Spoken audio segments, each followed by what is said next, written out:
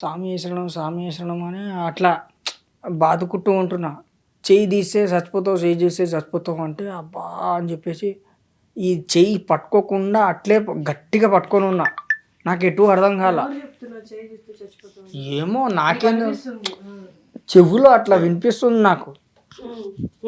చెవులో వినిపిస్తుంటే ఏంటి ఇది అని చెప్పేసి నాకు అప్పుడు అర్థం కావట్లా.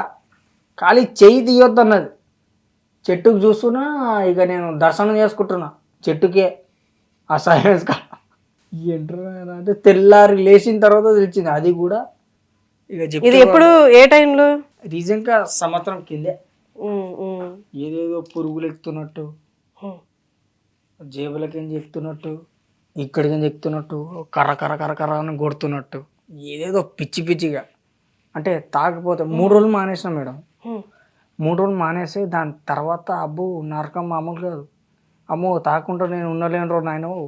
తాగినాక బాడీ లిమిట్లో నాకు వచ్చింది. ఇప్పుడు బాగుందా? ఇప్పుడు ఓకే.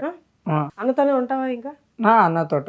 నువ్వు ఇంకొంచెం తగ్గించిన తర్వాత నువ్వు మొట్టమొదట చేయాల్సిందే, నువ్వు వెళ్ళి లారెన్స్ గారిని కలు. నిన్నట్టే ఇప్పుడు స్కూల్కి పంపించలేరు కాబట్టి నువ్వు వెళ్ళి ఫస్ట్ పోయినాక నన్ను కొడతాడు మేడం. కొట్టించుకో, పర్లేదు కొట్టించుకో. ఆయన మంచి ఆయన కదా, నీకు ఒకప్పుడు హెల్ప్ చేయి, నీ లైఫ్ని ఒక దారిలో పెట్టాలనుకున్నాను కదా, నువ్వు వెళ్ళి కలువు. నీ లైఫ్ నిజంగా అక్కడి నుంచి ఇంకా మారిపోతుంది. ఫస్ట్ ఆఫ్ ఆల్ నువ్వు ఎందుకు ఊరికిపోయినావు అని చెప్పేసి నన్ను కొడతాడు మేడం. అవును, ఆ వయసులో ఎవరైనా వెళ్తారులే, క్లారిటీ ఉండదు. ఆయన అంత మెచ్యూర్డ్, నిన్నేం కొడతాడు, నిన్ను